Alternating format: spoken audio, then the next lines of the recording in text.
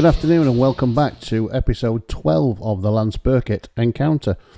Thanks for joining me today. Hope you enjoyed the last episode, which was all about having all the gear and no idea, and how to kind of figure out technically what you should and shouldn't be doing in photography. Just like to point out that despite the fact that cameras have many technical capabilities and you should understand what a camera's doing and why, I have an ethos that I've learned over the years that rules are set to be broken. And once you've figured out all the photographic rules, by rules I mean understanding what a good exposure is. And by good I don't mean a subjective good, I mean is it overexposed or underexposed. And within that layer, what we're looking for is detail. So if you've got highlights, bright areas of a shot, are there detail in them? If there aren't, then you've overexposed. Same with the shadow areas and mid-tone areas. Are there details there? If not, then technically it's underexposed. So a good exposure or a correct exposure should lay somewhere in between those kind of extremes. And when I talk about all the gear, no idea, that's kind of what I'm saying you should be aiming for. Understanding that within those parameters, whatever you're photographing, whether it's people in the studio, whether it's animals out on a farm, whether it's the sky, whatever it is you're doing, you should be looking at those parameters. So more than that, you should understand how to get to those parameters, what you have to do with the gear you've got to get to those parameters and hit those parameters. Once you understand all that, then really to make interesting, creative and sexy photography or photographs, you kind of have to abandon that. And by abandon it, I mean you have to understand that sometimes the creative, the subjective, the exciting, the wow lays outside of those technically correct parameters. And it took me quite a long time in my photography career, probably, I don't know, I'm probably going to say around 8 or 9 years before I started really understanding that, because I started my photography career thinking that to be a good photographer who could earn money and create regular good photographs, I had to be technically good. And if I wasn't technically good, how could I ever compete? So the first, 2/3 of a decade of my photography career was making sure everything I did was aiming towards technical perfection. And around 2014-15, when I decided I was going to do a master's degree, I wasn't quite sure what I was going to do for my master's degree. I just felt at the time that I wanted to learn more. A part of it was kind of like the job I was in. I'd started lecturing at college, and the college were kind of, saying to me, you really should have a qualification in your field to excel as a lecturer, which is possibly correct, possibly not. But I had a lot of industry experience, which I felt was worth more than the college badge. And it turned out I was right in that. But from an academic standpoint, I guess, they wanted their teachers at that point to align with academia and have, the academic badges to prove that the teachers could hack it. So there's no way I was going to go back to scratch and prove myself with a level 3 qual or even level 4, 5 and 6 qual, because the decade or so I got of industry experience then was way above that level, both academically and technically. So I looked at what the options were, and the only option really was to do a master's degree. And by now, universities were accepting industry experience in lieu of level 3 to 6 qualifications to get a master's degree. So that's what I did. But really, I wanted it to expand my mind and look at the wider scope of photography. So initially, I had this idea I was going to do the masters to kind of improve my portrait photography, and I'll talk you through that as we get into that suddenly. But what happened was it took me in a completely different field altogether. But I had a lot of realizations as I was doing the master's degree, and some of them quite profound, I guess, but most of them were just, quite often when you're looking for answers, for changes, you spend that much time looking for them, you can't see them. And the answers for me turned out to be quite simple.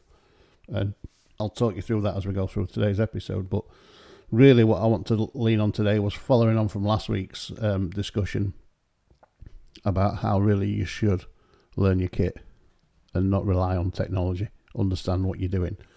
Today I want to talk about pretty much abandoning that and going a bit left field and letting the camera move and play under your control and knowing why you're doing it.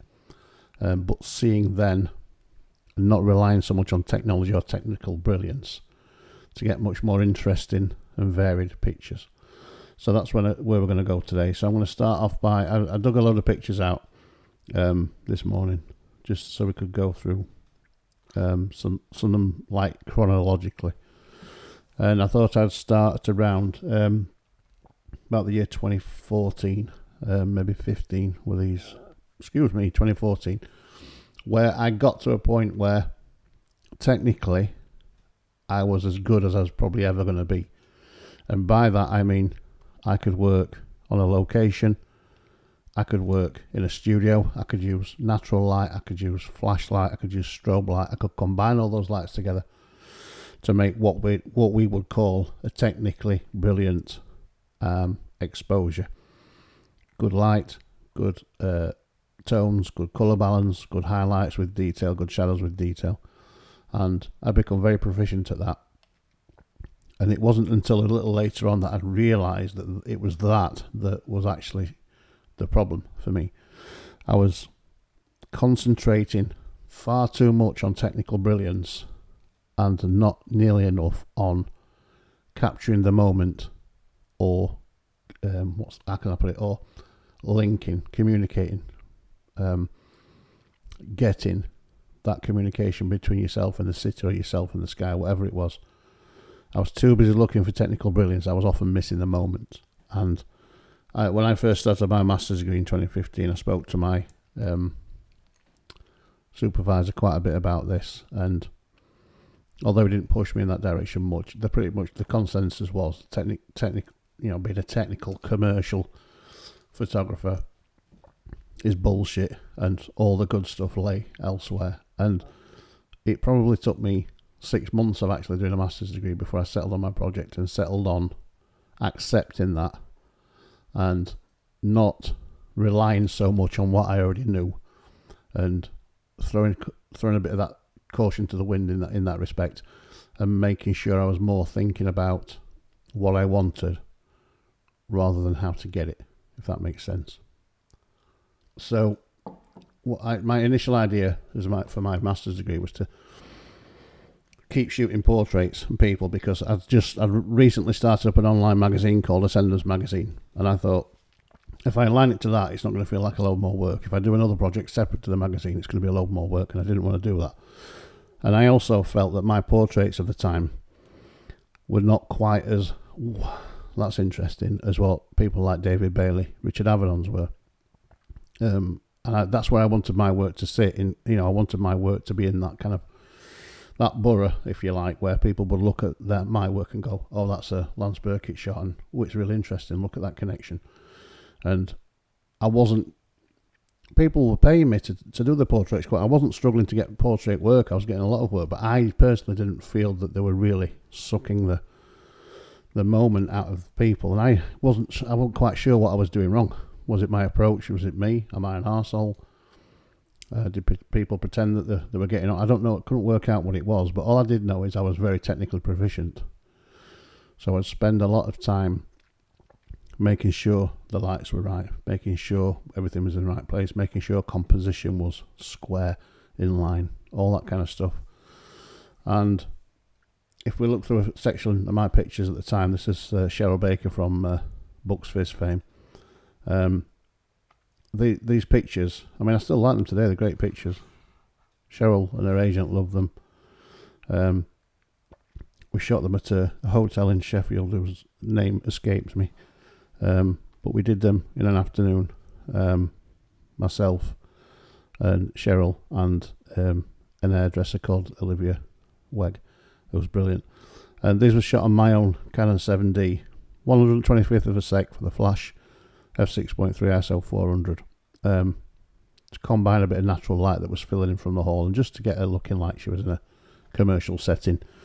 Semi-businesswoman like there, she was appearing in a play at the time, and this was her kind of like behind the scenes kind of stuff. during the day. It's a nice shot. It's nothing special, but it's a nice shot. It's clean, it's well lit, it's well exposed. The colour balance is good. Cheryl looks great. She's nice and centred. Everything's sharp. Shot at f6.3 to get a little bit of blowout in the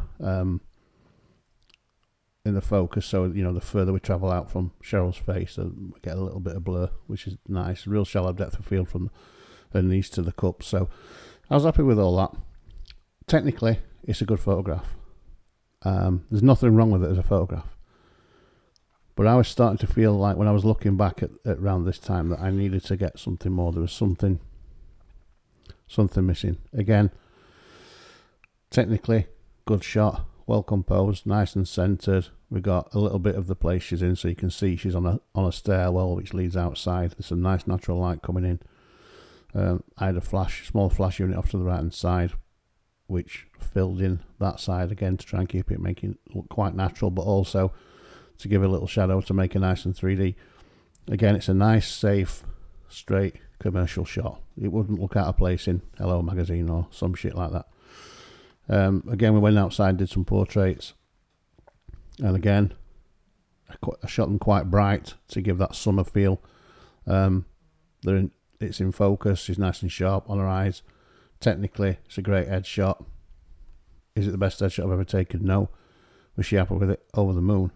I'm just feeling that at this point I was starting to need to do something else, and I wasn't sure what it was. I was frustrated actually because I knew I was good technically, and even though, as I discussed in the last episode, I didn't have the best, most expensive equipment you could ever have, I was getting good shots out of pretty average equipment, and clients were happy. But I was starting to feel like I wasn't getting the buzz that I wanted from them, and I then felt that other people wouldn't get the buzz. Again, this is the fabulous actor and singer Joe McGann. Joe's great subject, would do anything you want, would just sit there, would emote for you. It was great. I had a good rapport, worked with him for about an hour. He was appearing in something at Derby Theatre, so I went down to Derby to shoot behind the scenes. This is in the green room while he was waiting, and I enjoyed the shoot. We used a bit of natural light and a bit of fill, a bit of flash, a bit of everything really to get these shots, and Joe was quite natural sitting there. From a composition standpoint, there's no wrong with it. It's good.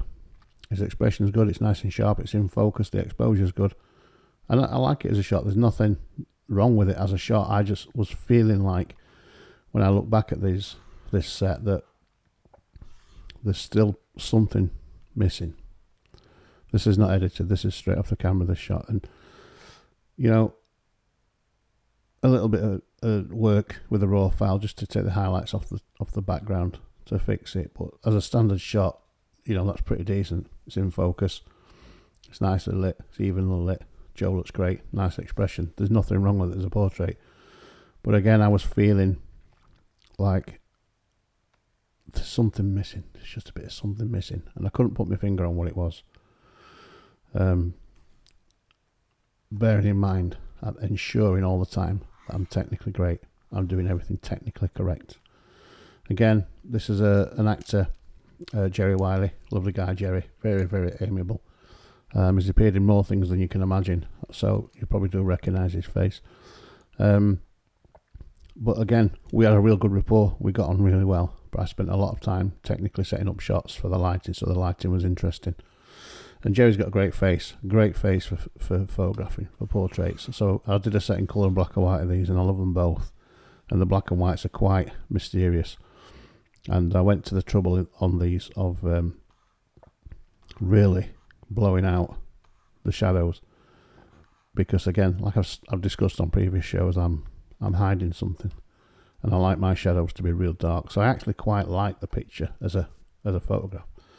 I quite like this set, and prior to me figuring out what I was doing wrong or what I needed to do differently, these are probably the closest that I got to being happy that I'd shot something that people would look at and go, now we get what he's doing.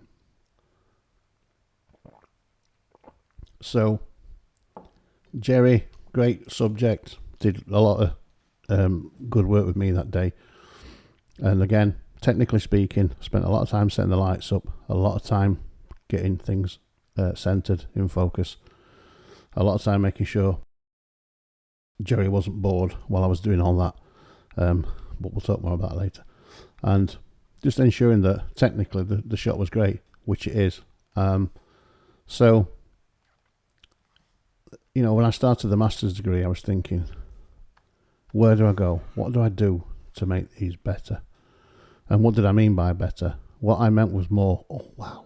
I mean, there's Jamie Reeves. Jamie's a musician and a marketer, and I shot this as 2014, and using a 5D Mark III here, I think. And again, we had a walk around Wigan Pier, took some pictures for his album that he was producing. Nothing wrong with the pictures, nothing wrong at all. Just Jamie mooching around, combination of happy, sad in different pictures, using the water and the backdrops as we went around, just to get something a little different for him. Again, technically good, well lit, well balanced, sharp, in focus, well centered. Nothing wrong with the composition. All very nice, very, very nice. But as you know, in photography, nice doesn't always thrill. And I think that's what I was starting to realise, that I was so busy making sure things were correct, so busy making sure things were spot on, perfect exposures, sharp, all that other stuff. Again, this one's not been edited. I have these 3 pictures of Jamie, and there's nothing wrong with them, perfectly good shots, but there's just that zing. What I was looking for was that zing, and I didn't feel like I was getting it. And this one of Jamie's not been edited, but it was only a few pinches, some little tweaks, I think, from memory. Because I spent so much time making sure the shots were set up in camera that there was always a bit of headache, a bit of manipulation even on shadows and highlights, but not a lot. And, you know, I like the set, Jamie liked the set, but I was starting to feel like something, what that something was, I wasn't sure. I just knew there was something, and I didn't think it could be tech. I kind of semi knew it couldn't be tech, because what else? What could I do better? What could I do more? What can I do, you know, from a photographic technical photograph, from a technique point of view, to make my work more interesting? And like I said at the start, sometimes when you're looking for the woods, you can't find them for the trees, and that was the kind of situation where I was at. And as I started my master's degree, I realised within a few months of doing it, it was a 2-year master's degree. In the first couple of months, I realised that the portrait thing just wasn't working. I wasn't getting anywhere. I wasn't discovering anything. I'd started to look at other ways of shooting portraits, so things like pictures from wars, where the Eddie Adams shot of the sergeant shooting the guy in the head, and looking at portrait from a different kind of standpoint. And again, couldn't understand what I was doing wrong, because I was thinking I could have done that shot. I'm technically good enough to have done that shot. Not sure I would have been technically brave enough or have the balls to go and do the shot, but technically I could do the shot. And, you know, obviously Eddie was shooting on film, 35mm film in a war zone with limited kit, limited time. You've certainly got limited time to catch them with being shot in the head, haven't you? And I wrote an essay about it at the time, but still hadn't quite clicked what I was doing wrong, or what I needed to do to improve my portrait. Improve is the wrong word, because improve can be the wrong. It was what was missing. What was the missing link in my pictures to make people look at them and go, that's interesting? Not, well, that's a nice, well shot, well lit, technically great photograph. And I just couldn't figure it. So, not long after I started my MA, I had to have an operation on my knee. I had to have some cartilage removed. And for 4 or 5 weeks, I couldn't do a great deal. I was kind of like housebound on the crutches. Couldn't get out about that much. And so what happened was, I was just venturing into the back garden with my camera. And around the same time, I was teaching film photography at college, and to kind of like improve my all-round skills, I'd started shooting quite a lot actually, 35mm film or medium format film, and I was realising I was really kind of like out of practice and needed to practice a lot if I was going to teach it. So I got a 35mm Pentax K1000, I got a Hasselblad CM 500 I think it was, I got a Rolleiflex 1945 Rolleiflex, and started just shooting stuff in the back garden and really trying to relearn how to do film well, but also using my digital camera as a crutch because I wasn't convinced I was going to get anything at all from my film photography. And as it transpired, using the digital camera as a crutch was the mistake, was the thing I had to ditch so that I could then apply my new or refound knowledge to my portrait and other photography to find the link. And it's quite interesting to see that as that kind of project developed, how simple it was to see the woods for the trees once I'd figured it out. So what I started doing was I started going on shoots, and at first I was going on the shoot to shoot digital, but I was taking a film camera with me to shoot film as well. And the idea was I would definitely get the shots for the shoot I wanted by shooting film. But I would definitely get the shots I wanted by shooting digital, but I'd also shoot a set on film to see what I would get. And it turned out that was the wrong thing to do, and I'll discuss why in a sec. I'm just going to show you. I did these pictures of footballer John Stones, Man City and England footballer John Stones, who was playing for Everton at the time, and I went to photograph Pete Cranfield, Cutthroat Pete, who was a barber, and just so happened that John was there that day. So I'd asked John, do you mind if I photograph you as part of Pete's story? He's like, absolutely, go for it. So I did this. So I did a lovely set of John and Pete talking as they did the haircut. But I shot a few pictures on film, and I couldn't find them to show you. God knows where I've done. They're stored somewhere on some hard drive. I couldn't find them to show you. But what happened was I was so focused on shooting them digitally to make sure I got them right. All my film shots are pretty rough. I mean, they look similar, but the focus is a bit off. The exposures are a bit of a miss, and it wasn't. They weren't really usable. They would have required a lot of digitizing and fixing, and that kind of. I wasn't too perturbed. I wasn't that pissed off at myself because I'd not got it right, because I knew I covered the shot digitally. But in the back of my mind, I was thinking, I want to shoot this on film. I want to shoot it beautifully, and I didn't. Probably because I was too consumed in making sure I got the digital stuff right. And the digital stuff was right. Pete loved it. John loved it. Everybody loved it. And I'm still happy with those pictures today, even though I think they're a little away from what I would shoot now. So I carried on in that vein, and what I thought I'd do is I went for a walk around the woods with my then fiance, now wife, Kirsty, and shot something similar. Shot a load on film and a load on digital, and again did it with the digital to cover my back. And I presented this as kind of a love story as part of my master's project. This was me going into the forest with my wife to take some fashion pictures and portrait pictures, but I was going to shoot them on film, develop them, show them to the group, but I shot them digitally as well to save myself. And really I didn't have to do that because I did get some usable film shots, which I think actually looking back are more interesting. They're not quite as technically brilliant as the digital shots, but they are certainly different from an aesthetic point of view. And I'll show you some comparisons side by side. If I can find a couple that are similar. And so you can see on the screen in front of you this one here, shot on a Pentax K1000 35mm, probably on Tri-X Kodak film, black and white film, 400 ISO, and it's got a lovely bokeh on it, a lovely natural bokeh, and This has had nothing done to it. This has not been edited at all. This has just been scanned. And there's just something about it, isn't there? And I'll explain what that something is in a second. So yeah, this was shot on 35mm. And lovely bokeh.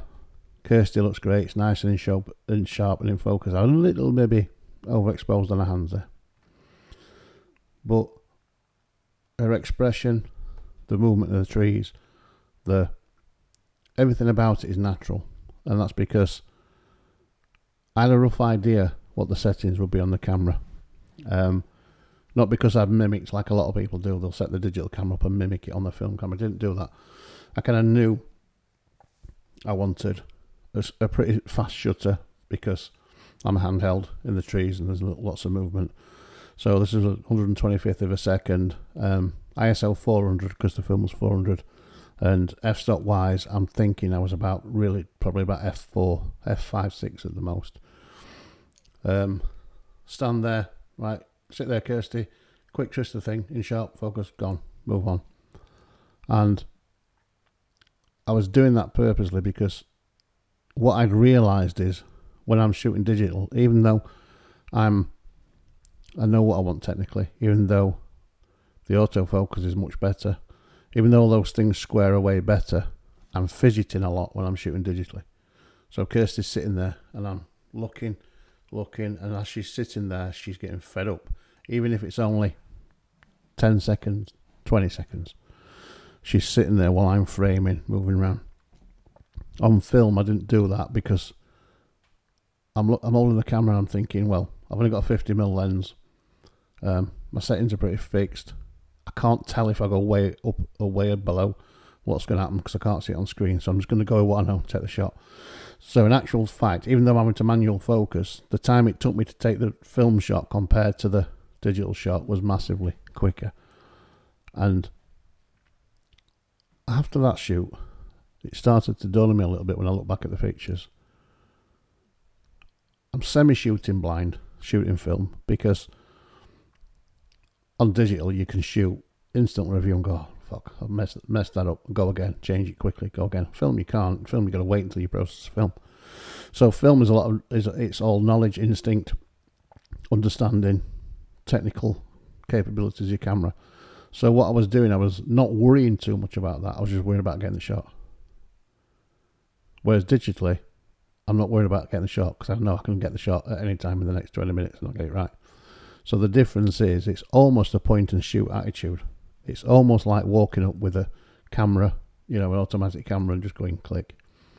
And it turns out that's exactly what it is. And everything that I had been doing wrong as a technically proficient photographer was as simple as stop bloody messing about with technology and getting your settings right and just take the goddamn shot. So as this set went on and I shot a bit more, you can see how none of them are a million miles off in terms of exposure and composition and sharpness and all that other stuff. And I think the grain adds a little bit of a mystery to them. But when I show you that set, then I show you some of the set that I shot digitally. You should be able to see, I think, that the difference is really Kirsty's not fed up of waiting. Because when I was shooting digitally, she was having to pose and wait for me to be ready, shot. When I shot the same shot a few seconds earlier or later on film, she had just stood there for a second while I took the shot and moved on. And that is all the differences. So technically, the pictures I took digitally will be technically better focus, better exposure. But from an interesting, wow, that's a nice picture perspective, what's going on there, the film shots are more interesting because I captured a moment. The moment hadn't gone or changed because I was too busy making sure I got everything right in camera. And even though the focus may be off a little bit, or there may be a little bit of movement, or I haven't quite captured something right, I think you'll agree the look on these pictures certainly more interesting than the look on the digital pictures, which I don't appear to have here, so I'm going to slot them in when I get back. And the digital pictures as a whole, here's one here, look. They're sharp, they're fun, they're in focus, all those other things. But I think that to that, even if I make this one black and white, I think you'll agree that, where'd it go? That one and that one. Film shot, 35mm film, pick camera up, take the shot, go. That one. Hold on a minute, hang on a minute, now. Yes, that one's a bit sharper. Yes, that one's nothing wrong with it as a shot. But I think that one is more natural and more interesting because she's just taking pictures while I was taking pictures. Yeah. And you can see on this one, here she's got my camera, my 5D, taking pictures of me. And on this one, I've got the 5D and she's got the Pentax. Yeah. So that one, shot on film, she's shooting digitally back at me. This one, she's shooting film, I'm shooting digitally. And I think that one is a much more spontaneous, interesting shot than that one. And I hope you can tell that. And also, here's a digital shot, unedited, of her walking away from me. She's just walking off into the distance. No edit being done. Let's make it black and white just so we can be fair. Just so we can have a fair crack of the comparison. And then, where'd he go? That one there. Come on, don't mess me about. So, digital, film. Digital, film. And, yes, there's slightly different compositions, slightly different exposures. And that one is way out of focus. And that one isn't. I mean, that would edit up to probably be quite a nice shot. In fact, I think I do have a good version of that somewhere. That's, you know, a bit more as it was. But that is literally being processed and scanned, and that's it. That's how it was. And it's just me wandering through the woods with a 35mm camera set to whatever it was set to, 125th, f4 point whatever, or f4 or 5.6, 400 ISO. Manual focus, me getting it wrong, getting it right, getting it better, getting it away. But either way, that whole set of film pictures are more interesting, natural and spontaneous than any of the ones I shot digitally. And all of my colleagues on the master's course said the same thing to me, as did my supervisor. So the penny drop happened around this time, and on this day, and others around that time. And this is a portrait I shot, again, I'm going to say 5D Mark III, could be lying. Yeah, 5D Mark III, 120th of the sec, f4, f3200. Remember that. And this is the same, that's the same bunch of portraits I was shooting on the same day. And this is the same place in our house, same day, but shot on film. And again, I'm just taking pot shots on film here, rough settings. Remember, ISO max is out at 400, so I'm probably shutter speeding down to the tenths of seconds here, handheld. But there's just something. That's a beautiful portrait. My wife's got a great face, don't get me wrong, that's a great portrait. But same time, place, I would edit out that band. That was a mistake. But other than that, there's more romance in that. There's more. There's just something about it that goes, oh, what's happening there? As opposed to nice portrait lens.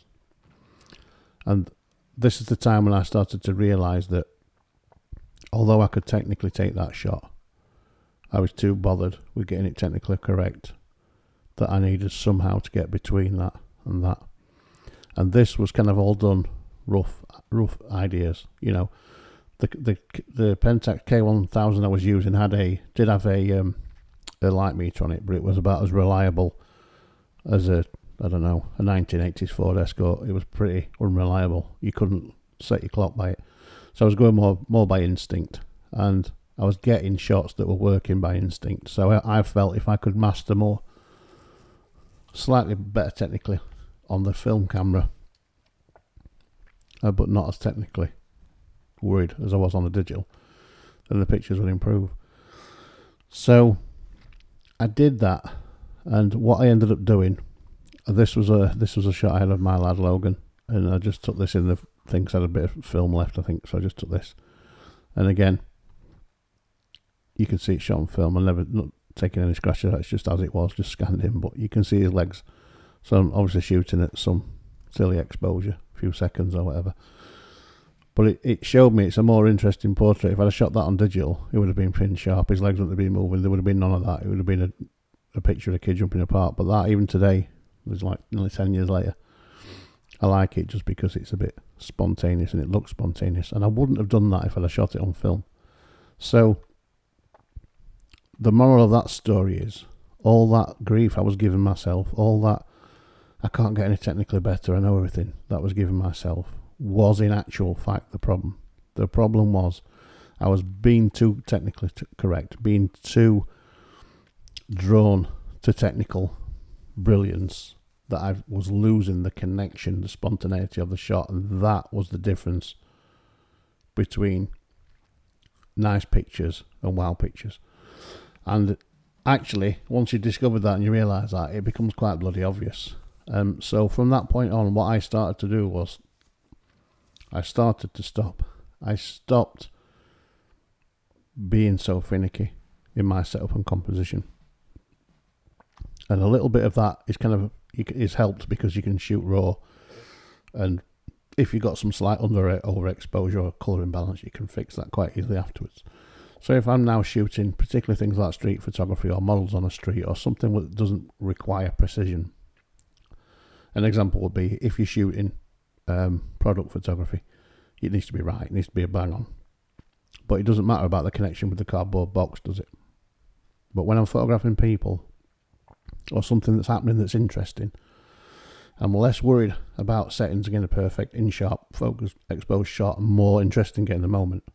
So what that also enabled me to do was shoot more on my phone, particularly in the street, because if you're not worrying about perfection, if you're not worrying about perfectly in focus, perfectly sharp, perfectly squared away pictures, you're just capturing moments. That's where the interesting stuff is. And that's the link I tried to make then in my portraits, and not worry so much about perfection. Now, of course, if I've got somebody in the studio and they're having some actor portraits done, and I'm setting up at 200th of a second, f11, ISO 100 with a light, whatever it is to the right, bang, that's not going to change, it's not going to move. But what I don't do anymore is zoom in, frame, hang on, wait, ping. I just talk to them and take pictures. And it comes back to, I talk about David Bailey a lot and Richard Avedon, because they were two of the greats for me at connecting with people. And David Bailey said that, when he's using a medium format camera and he actually can talk to people, he looks down the lens and can talk. But when you hid behind the camera, you lose a bit of connection. And I think there's something in that. So although I don't shoot like some amateurs you see now with the camera when they're going, they're in live view mode, they're going, oh yeah, don't do that. I still like to be in the shot. I like to be in the viewfinder, feeling the shot. But I do it much more quickly and much less of my camera being constantly up to my face. I don't direct models as much as I would have done at one point. I kind of like to let them go a little more natural and see what they can bring to me. Obviously, if it's not working, I can direct, but I think from 2015-16 onwards, my style of portraits, in terms of connection, interest, and getting the right moment, got better because I relaxed more and stopped looking for perfection all the time. So I've got a couple of examples here to talk through, just to show you why I think that. This picture here, this young model, again, there's probably no way prior to my discovery that I was being too technically naff, I would have taken a shot like this. This shot would have always been like this prior. That would have been the shot. The crop, the perfect portrait, that's how I would have done it. But in learning, having the model, not waiting for you to take the shot, rise the camera up, see it, take it, next shot. And then, so that's why the model's doing that. If I'd have shot this with the old me, the expression would have been different. He probably would have looked at me or looked down. He would have got a bit fed up of sitting there looking up at the sky while I was figuring out how I was going to do it. So on that day, I didn't do that. I saw the shot. I thought there's an interesting thing behind him. So I took the shot quite wide. And that's what we got. And that's how I left it. And I didn't edit it out. I kind of quite like that shape of his shoulders, the frame behind him. He looked quite angst. He probably was. A bit nervous. But I quite like that. And that would never have occurred prior to me having the realisation. And again, this was him just leaning on the fence while he was waiting for me to set up. Took out the camera, flashed some settings, took the picture. Happened to get that straight down his face. Didn't model that, didn't try to do that. It just happened. And to be fair, again, back in the day, before my realisation, the crop would have been probably more something like that. I wouldn't have done that wide crop. This is a square crop of the original. The original unedited shot is a landscape shot, so it's kind of like all that in there. But again, that happened because I was no longer spending 20 seconds figuring out how I was going to shoot it. I just shot it. Again, British actor Mark Morahan, he was in Panto at Blackpool, so I went and photographed him behind the scenes. Again, had a look at the light, had a look at the surroundings, sat down on a box, took some wide angle shots. Again, in the style I would have taken on film, probably about, I don't know, it's not that wide, maybe about 35mm this. His hands are a bit big, so that's probably what it was. And just took the shot, and then we went outside again, and I did some portraits like this one because his agent wanted some portraits. But again, sat down, pointed at him, shot, guessed the exposures. We can see if we look at the file info. 200th of a second, 4.5 ISO 400, pretty standard for an outdoor December shot. Point, focus, shoot, done, and away. And I knew they wanted 10 by 12 crops, so they were shot quite tight. But again, I don't think I would have got that shot 12 months before. I think he would have looked a bit more pensive, a bit more like he'd been waiting for a while. They're quite natural. No direction given. Just sit there, Mark, just lean outside. I'll just take a bunch of pictures. And that's what I started to get. This again with India. We did a location shoot near my then studio on the edge of Rotherham, near the old Millmore ground. I just told you to walk around. I'm just going to walk around you while you walk around and take pictures. No posing, no stand there, no stop, no just hang on a minute, none of that, just me walking around taking pictures. And again, the old me, the pre realisation me would have shot these probably more like that.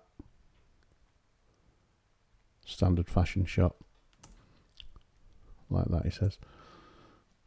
Which is what, if you look back at my older work, you probably see that. But now, because I'm just setting up, point, see, shoot, done. A different approach, and capturing better moments, more interesting moments. Sometimes not quite technically brilliantly, but more often than not still technically good, because I have enough experience now for them to be technically good. And again, this one, normally I'd have took a bunch of test shots and then said to India, just wait there while I just change my settings. Then I'd been in the camera, I'd have been on burst mode, I've been on to servo and all that stuff to capture coming down the street. On this occasion, I just said, right, walk towards me, and I just refocused every time, and I got the shot that I got. I shot them slightly wide so I didn't cut her feet off. But again, the older version of Lance would have made the crop more like that. But you know, a standard, that's the wrong crop to show, really. I would have done it more crop sensor style crop, so we wouldn't got these edges. But again, all from not pondering as long while taking a shot, and still guessing settings a little bit to make sure that the settings are ballpark, but not worrying too much if in the end up you get a little bit of motion blur, because that's unimportant if you've caught the image. And this is a case in point. Again, just to let my wife Kirsty's a great muse of mine over the years. Are you doing anything tonight, babe? No, you are now. So that's kind of how it went. And we did a little shoot in our front room. When we did part of it, we did some portraits. And I just asked her to rough her hair up. Just rough your hair up and just shake your head about and just be a bit daft. And that's what she did.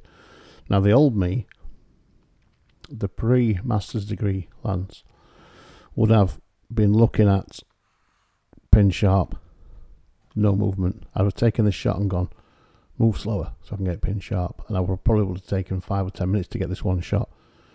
But on this occasion, I just linked up the camera to sync with the lights, f13, so I got a big margin of focus, and started firing shots. That was one of my favourite ones. And there's only a little motion blur, if you look. It's not that noticeable. But technically, if we're talking about technically pin sharp pictures, it's crap. But we're not. We're talking about interesting photographs. And if I think about that and compare that to one that I took digitally a couple of years before, I think I know which one is the more interesting photograph. Might not be as technically good or as lit as brilliantly, but it's more interesting. Same person, different approach. Portrait, interest, story, what's going on. That's more interesting. Why is she doing that? What's she trying to say? As opposed to beautiful face, nicely lit. So that was a kind of a 2-year period between those two shots, and the difference in my approach. And it was simply, I know how to make a technically brilliant photograph, but I'm losing something. There's something not there. There's something missing. And it was really, I was being too technical and too methodical and too goddamn slow. I was often missing the interesting photograph, but capturing the technically great photograph. So, by the time I'd realised that, though, I decided not to do portraits as part of my master's degree at all. I decided, because I'd had so much fun wandering around my back garden with my Rolleiflex Hasselblad K1000, that I wanted to do that more. And the project became more about my domestic life, and really it was just me taking pictures of stuff on the washing line. Occasionally I'd take pictures of the house or in the house, but most of it became stuff on the washing line. And what I liked about that was it gave me the freedom to not worry about technical brilliance. So I was able to add that into my portrait, fashion, other photography, and really I did. And if you look at that time, you can actually see the amount of work I did that changed my technical approach, and all of the kind of skyscapes, street photos, building photos that I did from that point on all became different, because although I had a cemented idea of what technical brilliance looked like, I wasn't worrying about it anymore. I was becoming more interested in capturing the moment than making sure I had a technical brilliant picture, not necessarily of the right moment. And you can see that particularly in my skyscapes and street photography, that although mostly they're technically good, occasionally they're way off, but there's more interesting pictures. And I'll talk about some of my street photography in a bit, but I just wanted to show you the stuff I did for my master's degree, which kind of wandered all over the place for months until I hit on this domesticity. This is me as a dad of 5 kids, living in a house with my wife and kids, being a photographer and photographing that. And that became my project over 2 years. And all of these were shot on medium format film, as you can see with the format. Some were on the Rolleiflex from 1945, some were on a 1970s Hasselblad CM500, I think it was. There were a few on the Mamiya, is it RZ, whatever it is, RZ68, whatever. But most of them were the Rolleiflex, to be fair. All shot on Kodak Tri-X 400 ISO black and white film. And I just love them. To this day I love them. And actually, if I reach here, the negative, this one that's on screen now, the negative is here. And I was a bit upset because it dropped out of its wallet and got scratched on the floor a little bit. But you probably can't see that on screen. But that's the negative for that one that's on the screen there. And it's interesting that years later, 2015, 16, this we shot, probably 16, I think. But I'm just holding it to the screen so I can see it. It's so nice. Actually, this was shot on Fujifilm. This wasn't Kodak Trax. This was some Fuji. So interesting. I forgot all about that. But in shooting that, I mean, there was no composition there at all. I was literally wandering around my garden with the camera like that. Settings guessed, point up, quick focus, bang, move on. I might take, if we've got medium format, talking about nine shots per roll. So I'm wandering around the garden, taking 9 shots per time. This was one of my favourites. And they weren't all shot on the same day. It's hard to tell if they were same day because the clouds are so different. Those ones at the bottom there are actually part of the set we talked about earlier. So I'll just put them in the other folder. But they were all shot in the same vein. They were all guessed. None of these exposures were judged perfectly. They were all guessed exposures. And I had a great deal of fun doing this. And I enjoyed it and got more interesting pictures simply because I was pointing and shooting. I wasn't there moving around. You know, you shoot medium format and things upside down, back to front. I don't care. I was just point it. Is it in focus? Looks like it. Bang, shot. Move on. Next one. And my whole master's project became that. And still some of the best pictures I ever shot because of that. Because if I had shot this digitally, I would never have got there. I would just never have got there. I would have been all over the shop, tilting, moving, reframing, zooming in, out, moving, and that shot wouldn't exist because the approach pre-discovery digitally would have been different. And that's just a simple post that was a washing lineup which never went back in place, even though I promised my wife when I chopped it down to take it and put my master's degree exhibition up using the actual pole, it would go back, but I never did. Yes, so I think it's probably the most interesting work I'd certainly done up to that point. I mean, I do believe I've done more interesting work since, across all the genres that I shoot. But it was interesting to note that, like I said previously, all you need to do is change your approach and everything slots into place. So that kind of, it led me into, I think, creating more interesting pictures and stopped me really considering about the technical prowess of all my kind of work after that. Except, for example, when you're doing stuff that needs to be precisely shot, that's a different thing. But I think when you're working with people and places and things that happen spontaneously, then you've got to be more aware of capturing that moment and spontaneity than worrying whether you've got it perfectly exposed, sharp, and all those other things. And like I discussed on my last episode when I was talking about tech kit and making the most of what you've got, you need to understand what technical brilliance is. You do need to understand what good, bad, and indifferent exposure is. You need to understand good composition, right and wrong things. You do need to do that. But what you need to then do is be able to break them. Because in my experience, most, if not all, of the interesting photographs and the stuff that makes you go, oh, fuck me, that's good, lies outside of perfection. And that can be open to interpretation, yeah, it can. But trust me, if every photograph you saw was just perfectly technically correct, the photographic world would be quite a dull one. And that's where we need to be careful, and that was the mistake I was making.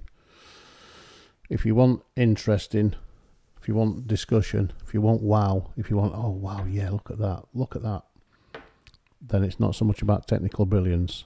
It's more about capturing the moment. This old chap on screen here that I've got, he died last year. He was an homeless guy. I think he was homeless. I assumed he was homeless. I might be wrong on that. But he was quite well known around Liverpool, and he always used to be out busking, even though he couldn't really sing or play. He was a very, very entertaining chap, and he was sad when he died. There's a plaque there now commemorating him. And I just, I took this picture behind him because we just happened to be walking this way to another part of the city, and I just point and shoot, took it, and I just like it because it's kind of like, what do I like about that? He's on his stage. This is his view from his stage. Why is he any different to Elvis at Caesar's Palace or wherever it was? Or why is he any different to, let's go with the Gallagher brothers who are topical at the minute? How many people have sat in a virtual queue for days trying to get tickets to two guys who are liable to fall out with each other? Well, it's just insanity. But anyway.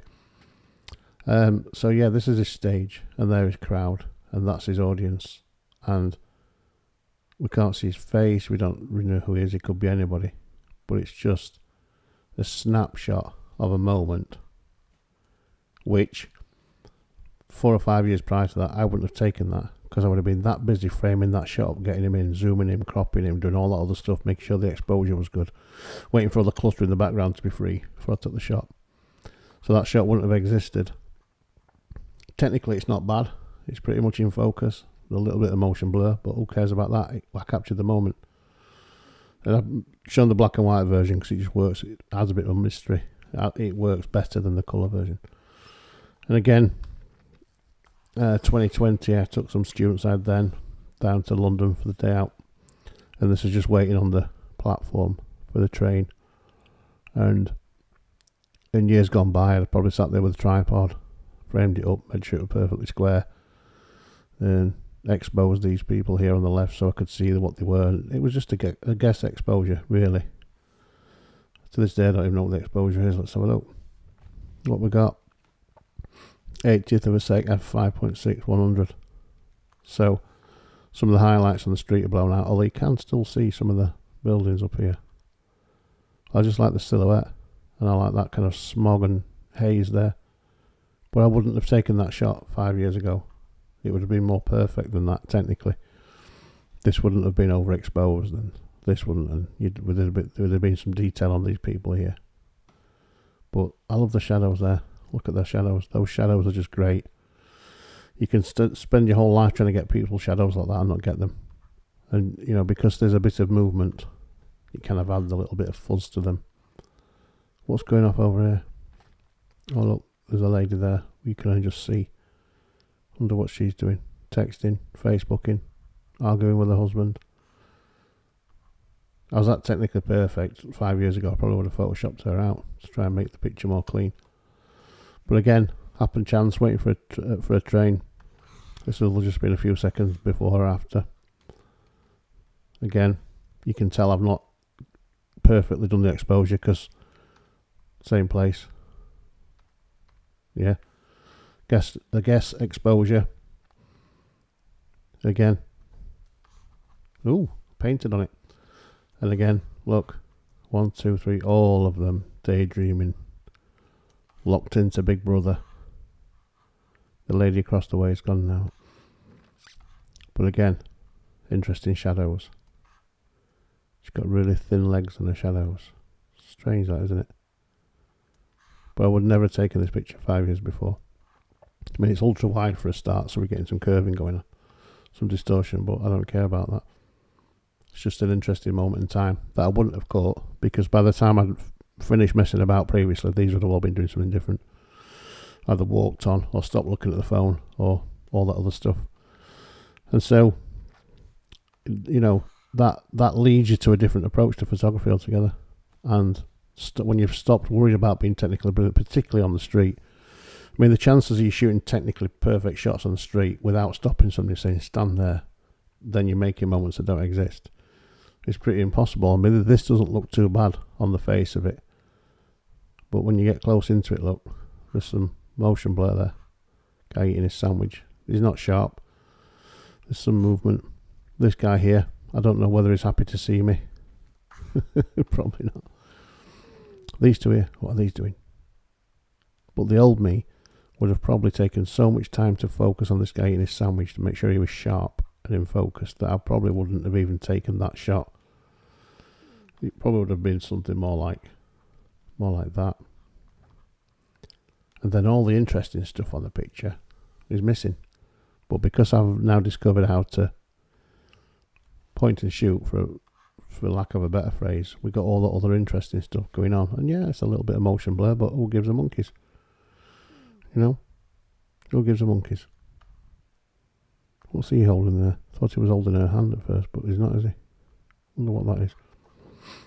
So yeah, cab going by, person in cab, cranes in the background working.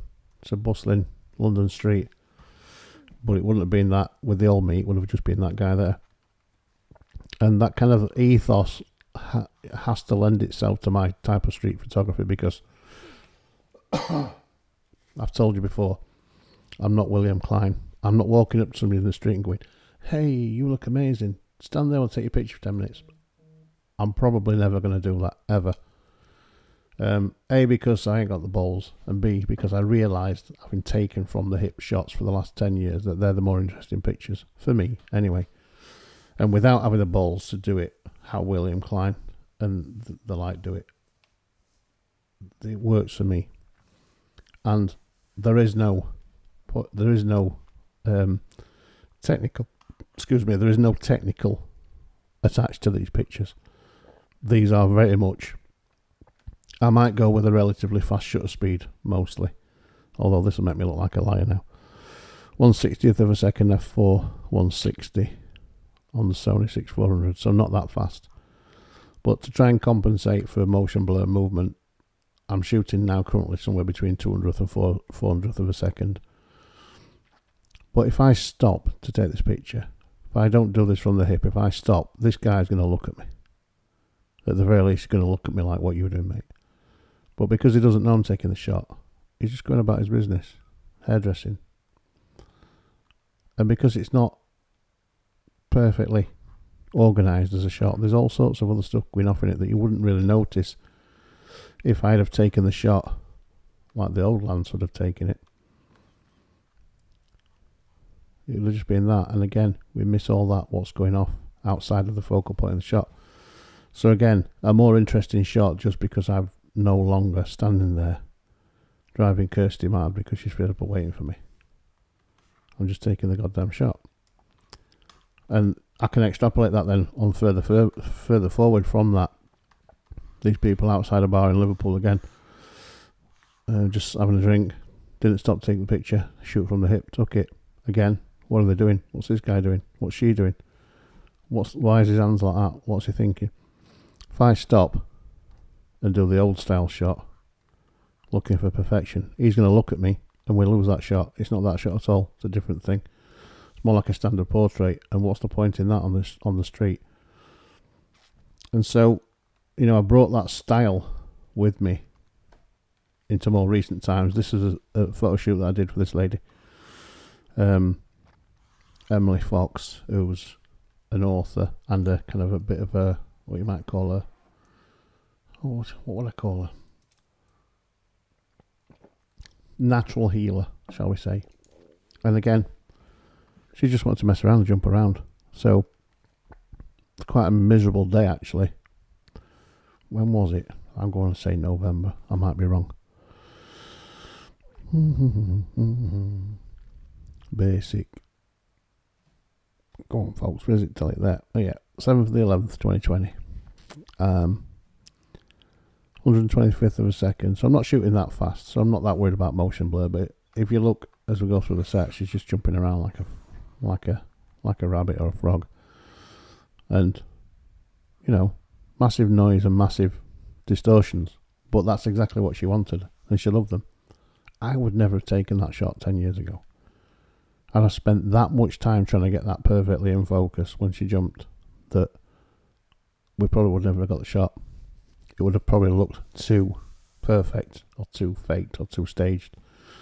But as it was, she just jumped around for a loon for 5 minutes while I just took pictures. And again, you know, you can tell she was focused because the stuff that's not moving is pretty much in focus, and where she's moving, she's not in focus. But that's what she wanted for her book, which was all about the moon and moon phases and getting your body in sync with the moon and stuff. So we did loads of stuff like that to suit her personality, and it worked for her. But I was only able to do that because I untaught myself to care so much about being technically brilliant. And again, you know, this shot here, where she's just kicking the autumn leaves, we can see all the movement. I just would never have taken that shot 10 years ago. I'd have been looking for it to be perfect, and I've had a light on and whacked the shutter up to a millionth of a second or whatever to get her perfectly still. Or I would have said kick and stay still, but then you lose the spontaneity of the shot, and that's kind of what I was doing prior. Losing spontaneity by looking for perfection, and in looking for perfection, gaining technical perfection, but losing perfection of the perfect shot. And again, that's just a nice little backlit portrait of her. And, you know, I'm moving to shooting stuff on my phone in the street. The phones, you know, the Samsungs now are quite capable bits of kit. They'll get people in the street quite sharp, a little bit of motion blur, but they don't know you're doing it. It's more interesting. This one I find interesting because these two guys are clearly just off with the fairies, aren't they? Busy city centre. Young girl walking past, mind their own business. I'm shooting from the hip. Again, if we open this up in Photoshop, you'll see that the old Lance would have shot that interesting lady there. That would have been the shot, and it probably would have not quite as wide as that. Well, I would never have used it because she's slightly blurred, because she's walking, slight bit of motion blur. I'd probably cropped it to get rid of that guy and been looking for perfection. But in doing that, I've lost all the interest of the shot. That's the shot. This girl here. Nice, interesting reflection in the glasses as well. But these two guys, you know, she's oblivious to what I'm doing. They're oblivious to her. They're all oblivious to what I'm doing. Be interesting to know what they're doing. Probably talking to each other. That's how insane the world is, isn't it? We're having a great time in Liverpool, aren't we, mate? Yeah. See that photography in front of us? What a wanker. So, I think, personally, and I see this in other photographers' work, the worry about perfection holds them back, stops them taking the shot, stops them making the shot, stops them making something that's a bit more interesting than a perfectly built shot. Again, this is taken on the phone. Just saw this lad and his mum or his grandma walking down the street, and there's a few different ones, but basically he's complaining that he wants some sweets and she won't give him any sweets. But I just like that. But again, I would probably have stopped and just shot him, square framed him or her, and not had that conversation. But again, this is Bold Street in Liverpool. Again, look, you can see all these interesting people in the background that are part of the story. And he was kind of like kicking off and screaming and saying, "Oh, I want some sweets coming out." So they might have all been involved at that point. And again, great shadows. I mean, just that shot on its own there of the feet is great. And I think shadows aren't kind of respected enough in photography and visual art. They're just like, oh, shadows are shadows. But I think quite often shadows are where the story is. And I love shadows, and hence that's probably why I make all of my work so shadowy, because I think that's where the stories are, in the shadows. But this is Daniela Salford Keys. Again, slightly overexposed on the forehead and totally blurred because she's moving ahead, but it works as a shot, as a Elle, Vogue, whatever it is, Cosmopolitan shot. It works. But the old me would have scrapped it and not used it, but I actually used it, and it's received well for all its faults. And this one again, by just, you know, relaxing and not making Daniela feel like she had to model. Just be yourself. Just do what you want to do. I'm just going to take some snapshots of you at these settings. I'm just going to walk around you, take about 20 shots. Don't worry. And I get that. I would never have got that. In a million years, 10 years ago, even 5 years ago, I wouldn't have got that. It would have been all very beautiful. She'd had a completely different pose. She would have been tightly cropped. I wouldn't have had the background in. You'd have thought she could have been anywhere. It would have been something more like that, but with a straight face. But because the new me, the post-master's degree me, better understands what connection is, what spontaneity is, how to get the moment, I get pictures like that instead. Which I think There's nothing wrong with my early work. My fashion, beauty, glamour and all that work from 2007, 8 up to 2013, 14 is all perfectly good. But I think my interest in work comes after that. Another example, this one of Daniela on the same day at Salford Quays. I would never have taken that photograph, never in a million years, 10 years ago, because I've chopped her feet off, and I'd have been that worried about chopping her feet off from a technically brilliant standpoint. I wouldn't have done it, and if I had done it, I wouldn't have used it. But I think what makes this shot is the fact that there's all this difference behind her. I just snapped her walking down the street. She's in focus, decently exposed, but it's an interesting shot because her feet are missing. And we've got all this negative space at the top, which is kind of like anti-photography, really. It's the opposite of what I taught myself and us to do up until my realisation. That would have been my older shot, but with her feet in, which is still probably a nice shot, but nothing like as interesting as that. So I think my shots demonstrate my last, from 2016 onwards, so the last, 8 years worth of work is more interesting creatively, more, has a better story to it, tells the story better, connects to the person in the picture better, because I don't worry anymore about technical brilliance. And what I say by worry is, I used to think that if I put out inept photographs that weren't technically brilliant all the time, people would look at me and go, "Oh, Lance's work shit. His technical brilliance doesn't exist. He's out of focus, he's overexposed, he's this, that, and other." And I realised, once I'd made that connection, that was just worrying bullshit, really. I mean, this this picture here of Daniela again, I wouldn't have used this years gone by because the background's blown out. I mean, there's a tree there, you can hardly see it, it's just pitter patter of a tree, but the interest is there. She's a little bit milky because she's backlit too much, so we got a bit of bleed through the brolly, so it's causing that.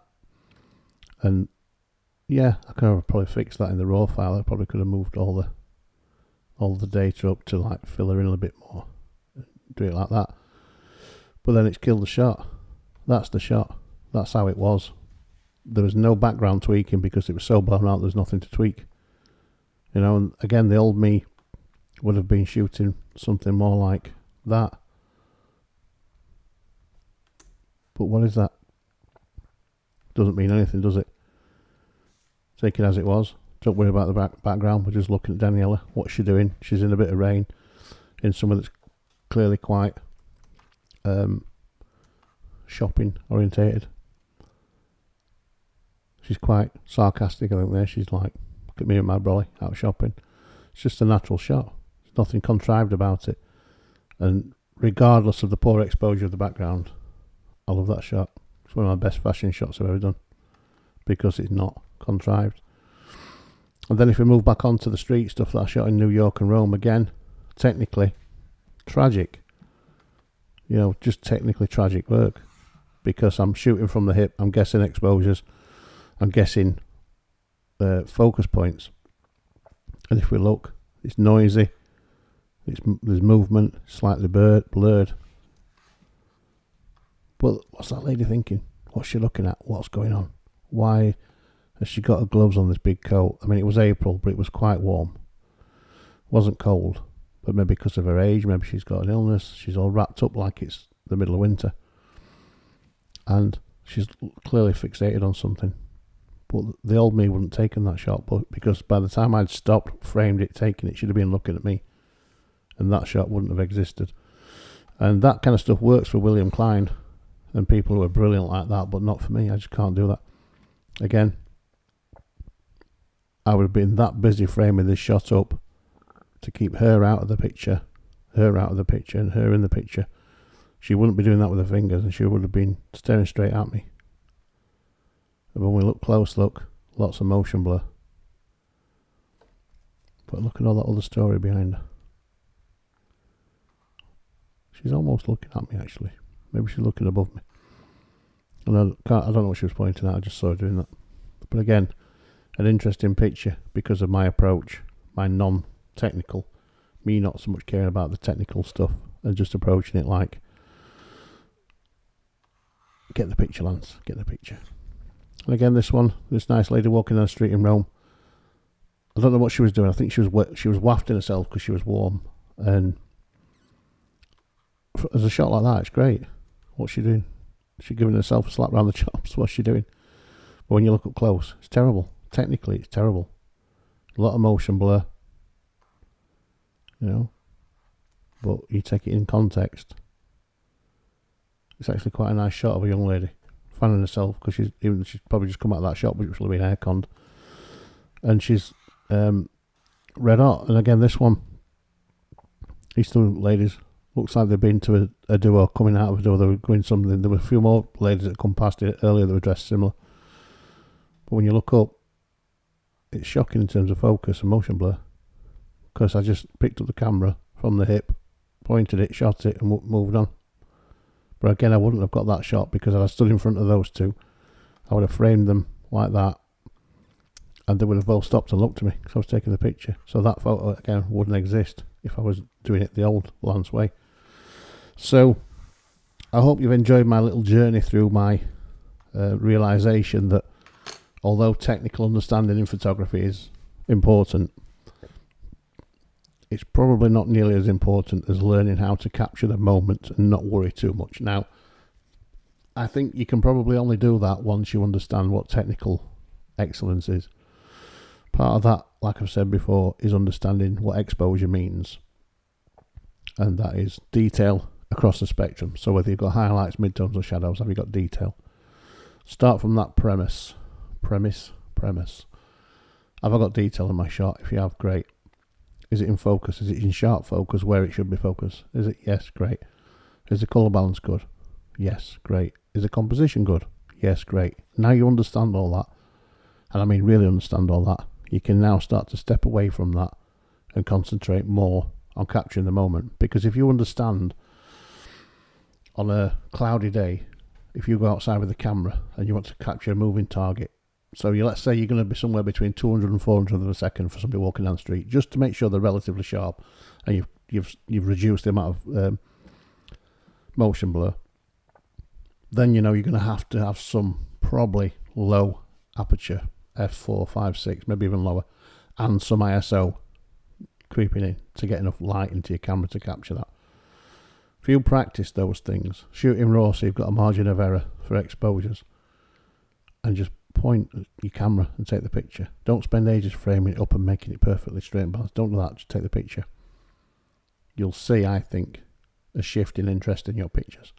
And they might not be technically as brilliant as the ones you were doing that we're taking 10 minutes to do, but I guarantee you there'll be more interesting pictures because you've captured the moment that was happening, not the bit after it.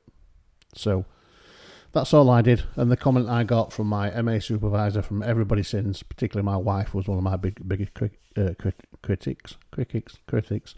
is, thank God you don't spend 5 hours taking a picture anymore. And it's pretty simple when you think about it, isn't it? So I hope you've enjoyed my tripe today, guys. I hope you enjoyed that a lot. I'll see you on the next one. As usual, no idea what the next topic will be, but it'll be something interesting. It'd be great if you went on the website and bought a bit of merch. I've got a bit of merch on there now. I don't make any money from it. It's just shows a bit of support for the show, doesn't it? If you're showing your mates that you bought a Lance Burkitt Encounter cup or t-shirt or hat or whatever it is, it'd be great to see them about the place. If you do buy one, take a picture of yourself, send it to me. That'd be great. Thanks for listening. The show's going out on Wednesday, so have a great Wednesday and a great week, and I'll catch you all on the flip side. Cheers, everybody.